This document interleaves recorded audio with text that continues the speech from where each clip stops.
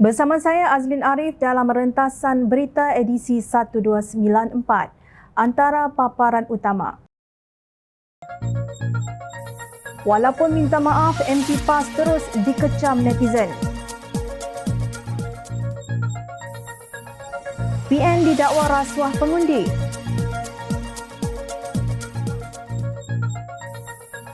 Rumah UMNO dah siap ke belum?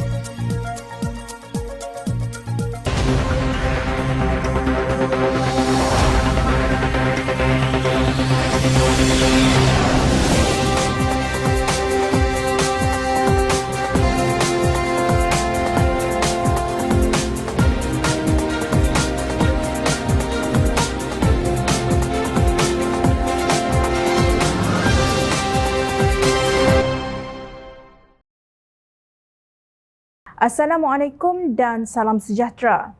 Malang bagi Ketua Pemuda PAS Pulau Pinang yang juga Ahli Parlimen Perkhidmatan PAUH yang baharu, Muhammad Fawaz Muhammad Jan.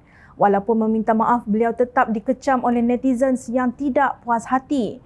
Menarik untuk dikongsi hantaran seorang aktivis yang turut memberi komen yang diberi tajuk "Seronok jadi Ustaz PAS". Seorang Ustaz PAS dan sudah dipilih menjadi Ahli Parlimen PAS berkongsi sirah tentang golongan kafir. Bila sudah dikecam dan diulas, Ustaz PAS meletakkan salah kepada adminnya. Kesian admin dapat majikan seperti itu, sindir Muhammad Syafiq Azmi. Hantaran tersebut yang sudah tidak dapat diakses menyebut dalam sirah belum pernah ada sejarah kafir ada keinginan untuk martabatkan agamamu, wahai Muslim, tetapi menjatuhkan agamamu selalu diingatkan dalam Al-Quran.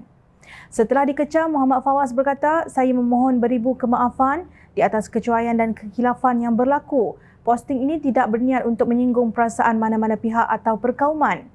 Muhammad Syafiq turut menyenaraikan sikap double standard Ustaz PAS apabila berhadapan dengan senario yang berlaku dalam lanskap politik di negara ini.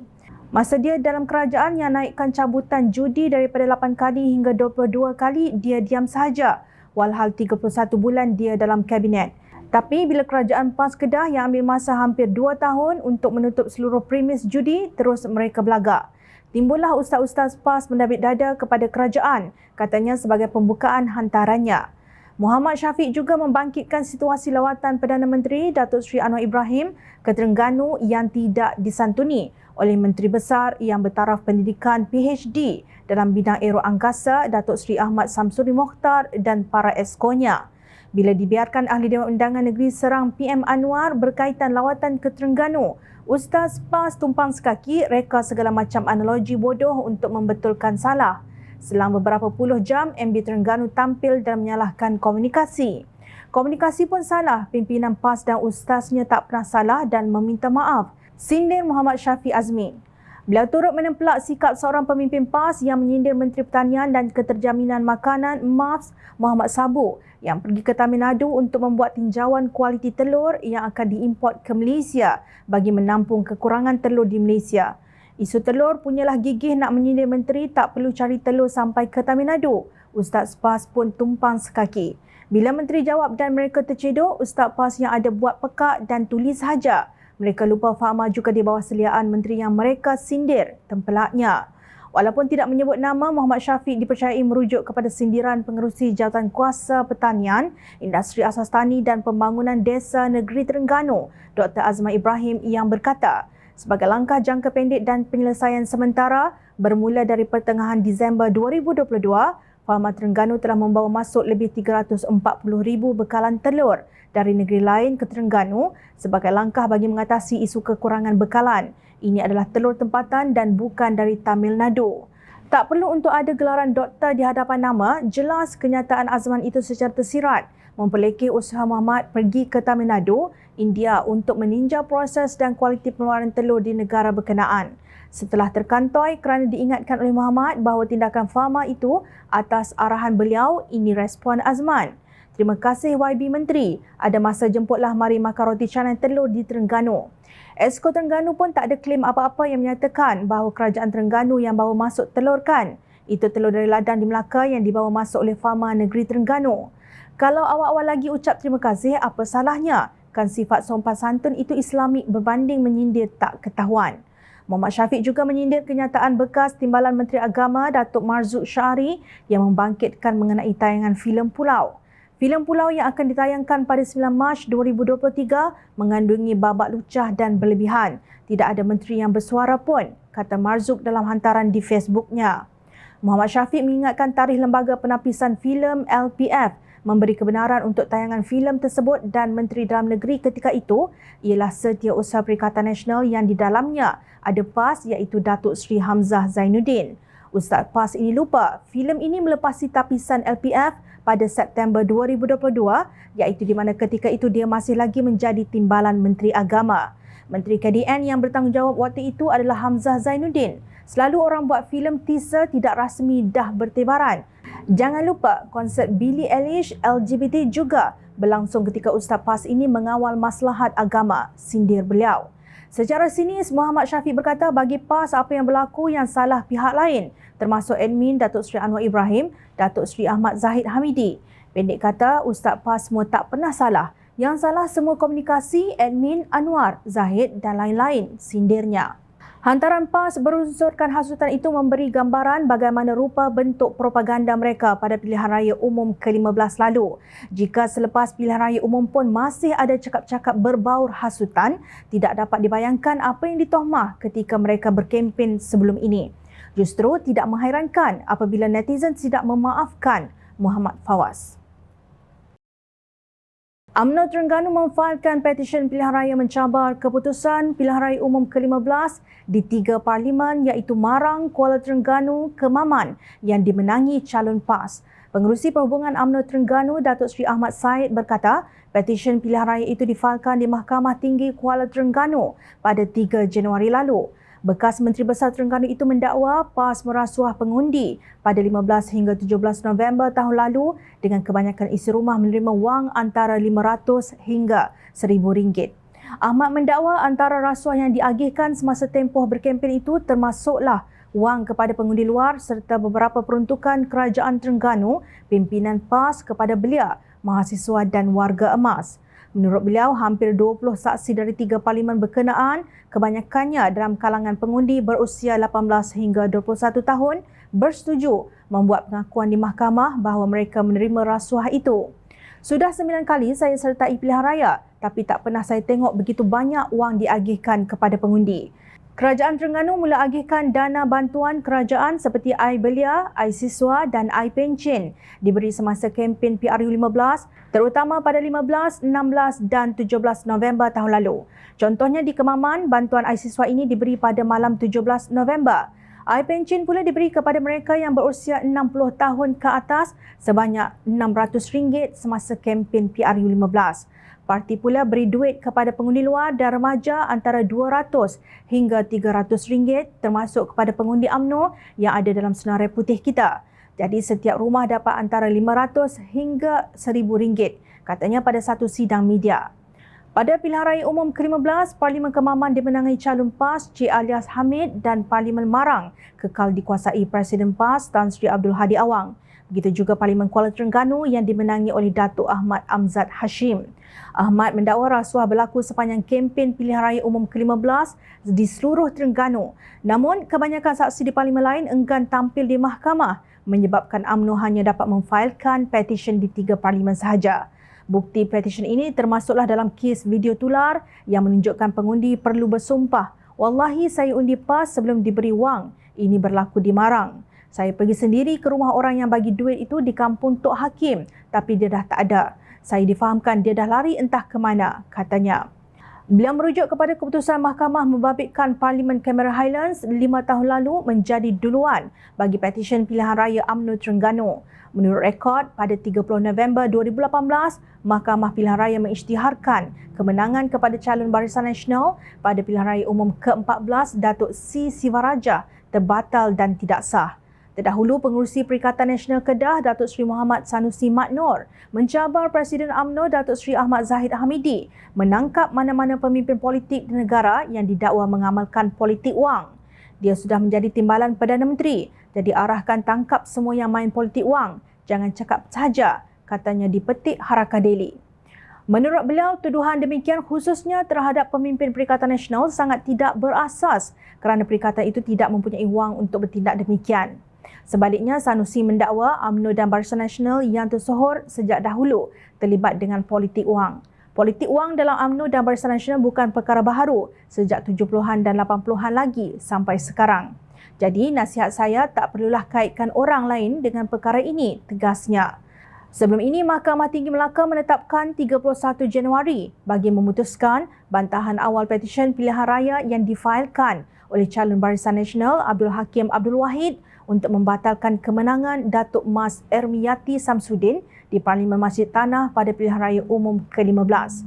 Pada 3 Januari lepas, Abdul Hakim memfailkan petisyen itu atas dakwaan berlaku sogokan berbentuk wang dan jamuan bagi meraih undi pada pilihan raya umum ke-15.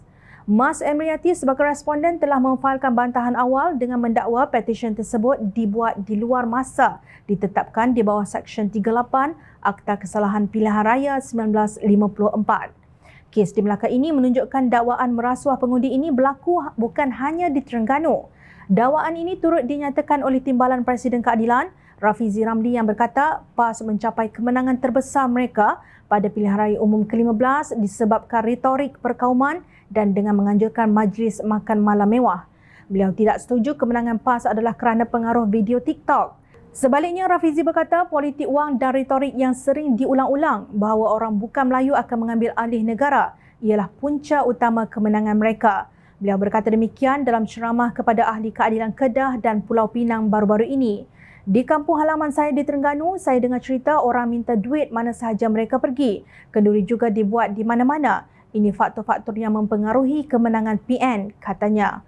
Rafizi berpendapat taktik yang digunakan oleh Perikatan Nasional menyebabkan peralihan 70 hingga 80% dalam kalangan pengundi Melayu di Kedah yang tidak dilihat dalam pilihan raya lain sebelum ini. PN mencetuskan ekstremisme perkauman untuk menyebabkan peralihan yang begitu besar.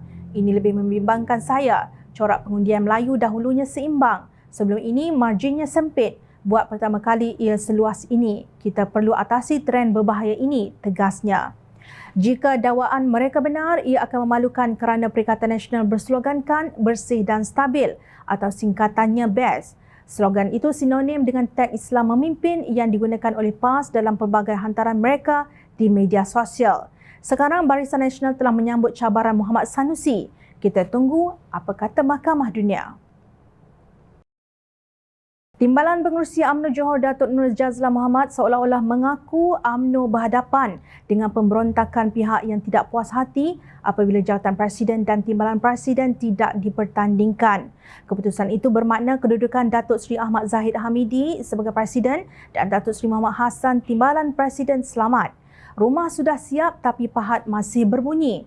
Begitulah saya rasa perumpamaan yang paling sesuai kalau kita nak mengulas mengenai isu pemilihan jawatan Presiden dan Timbalan Presiden UMNO yang sudah lepas minggu lalu. Walaupun majoriti perwakilan UMNO yang hadir pada PAU 2022 sudah buat keputusan bahawa kedua-dua jawatan utama parti itu tak dipertandingkan, tapi masih ada suara-suara sumbang yang masih tak berpuas hati. Demikian Nur Jazlan memulakan catatannya di Facebook rasminya. Beliau turut mengecam sikap Datuk Seri Ismail Sabri Yaakob yang kita boleh kategori sebagai flip-flop. Ini dapat dilihat daripada ulasan beliau berhubung sikap ahli parlimen BERA itu. Malah naib Presiden UMNO sendiri yang juga PM9 buat lain cakap lain. Ketika proses pengundian usul itu dibuat, dia boleh pula berdiri dan sokong, tapi bila keluar dewan, dia pula buat sidang media dan mempertikaikannya. Sepatutnya kalau dah setuju tu duduk diam saja dan kalau tak setuju jangan duduk gatal-gatal nak bangun dan sokong, bidasnya. Menurut Nur Jazlan, Ismail Sabri sudah hilang kepercayaan Ahmad Zahid berbanding Datuk Seri Muhammad Khalid Nordin dan Datuk Seri Mahazir Khalid. Saya dapat rasa sebenarnya dia tak puas hati sebab dia satu-satunya naib Presiden yang tak dipilih untuk jadi Menteri Angkat kepada negeri-negeri yang akan terlibat dengan pilihan raya negeri nanti. Bila Presiden UMNO sebut nama Khalid dan Mahazir tapi nama Ismail Sabri tak ada, dia kena terima hakikat. Mungkin Presiden sudah hilang keyakinan dan kepercayaan terhadap beliau sebab macam-macam perkara yang dibuat menongkah arus sepanjang jadi PM dulu, ujarnya. Mungkin itulah harga yang Ismail Sabri perlu bayar bila selama ini terlalu mengikut terunjuk Tan Sri Mahyadin Mat Yassin berbanding arahan parti selama dia menjadi wakil UMNO sebagai Perdana Menteri, kata Nur Jazlan. Beliau turut menyelar sikap Pengerusi UMNO Johor yang juga ahli Parlimen Simpang Renggam, Datuk Husni Mohamad yang katanya baru berani bersuara tentang isu yang sama. Selama ini dia hanya ambil sikap kunci mulut dan tak keluarkan kenyataan apa-apa pasal pemilihan jawatan presiden dan timbalan presiden itu. Tahu-tahu saja Wakil UMNO Johor Panda Ahmad yang berucap ketika sesi pembahasan ucapan dasar presiden dengan tegas mengatakan UMNO Johor mahu dua jawatan itu dipertandingkan. Setahu saya sebagai timbalan pengerusi UMNO Johor, kami tak pernah pun dipanggil mesyuarat oleh pengerusi UMNO Johor untuk berbincang mengenai ketetapan UMNO negeri mengenai isu berkenaan. Kenapa keputusan dibuat tanpa berbincang atau maklumkan kepada pucuk pimpinan UMNO Johor yang lain? Adakah tindakan itu juga boleh dianggap sebagai demokrasi? Bidasnya. Nur Jazlan menafikan keputusan tidak mempertandingkan jawatan presiden dan timbalan presiden UMNO itu tidak demokratik. Beliau menyoal adakah rakyat peduli PAS dan Bersatu tidak mengadakan pertandingan untuk jawatan-jawatan presiden mereka. Masa pemilihan PKR tahun lepas pun macam-macam kekecohan berlaku dalam parti mereka. Adakah rakyat ambil kisah? Dalam DAP pun bukannya tak ada pergolakan ketika pemilihan jawatan kuasa DAP pusat. Orang Cina ambil pot ke? Jadi isu pemilihan dalaman parti sebenarnya tak mempengaruhi sokongan rakyat terhadap mana-mana parti pun. Sebab rakyat tahu ianya adalah isu dalaman atau masalah rumah tangga parti itu sahaja. Mereka tak mahu pening kepala nak fikirkan masalah orang lain. Jadi hakikatnya rakyat tak peduli pun apa yang berlaku dalam UMNO sebab mereka tahu mereka bukan ahli dan tak boleh mengundi untuk menentukan pucuk pimpinan UMNO. Usahlah nak guna alasan yang dangkal demi menegakkan benang yang basah, tempelaknya. Beliau membidas sikap mereka yang terus mempertikaikan keputusan perwakilan yang menyokong jawatan presiden dan timbalan tak dipertandingkan. Adakah kamu nak cakap perwakilan yang hadir ini tak bijak? Adakah kamu nak kata suara perwakilan ini tak mewakili suara akar umbi sedangkan mereka ini dipilih dalam kalangan akar umbi? Adakah kamu nak mempertikaikan kewarasan para perwakilan dalam membuat keputusan sebagaimana yang Khairi dakwa suatu kegilaan kalau dua jawatan itu tak dipertandingkan? Soalnya. Nur Jazlan juga menasihatkan Ahli Parlimen Sembrong Datuk Seri Hishamuddin Husin supaya duduk diam-diam. Sudah banyak tindakan yang dia buat di belakang parti. Sign SD untuk sokong PN, buat kerajaan tanpa pengetahuan pengurusi PN dan parti. Bila sudah kantoi, buat muka tak bersalah pula. Bila nama kena petik dalam taklimat dan ucapan dasar presiden, terus buat-buat tak tahu. Kononnya tak tahu kenapa dia dicop sebagai pengkhianat. Tak perlulah berlakon suci macam ahli-ahli UMNO tak tahu apa yang dia sudah buat selama ini kepada parti, sindirnya. Beliau mencabar pihak yang sedang berbantahan supaya mencuba untuk bertanding 3 jawatan naib presiden untuk menguji sama ada mereka benar-benar popular. Demikian kecalanannya UMNO. Anggaplah ini seperti kata pepatah Inggeris blessing in disguise. Apa yang berlaku memperlihatkan sejauh mana pemimpin UMNO tahan apabila diuji dengan kekalahan. Lupakan gerombolan gagalis ini dan move on. Kita ada banyak kerja untuk rakyat dan negara. Sebenarnya bukan rakyat tak peduli keributan yang mereka timbulkan. Rakyat tahu apa motif di sebalik perebutan kuasa dalam UMNO kerana rakyat sentiasa memerhati. Teruskan bersama kami di Jom Channel dan layar reporterjomchannel.net untuk mendapatkan berita politik tanah air. Saya Azlin Arif, terima kasih. Assalamualaikum dan salam sejahtera.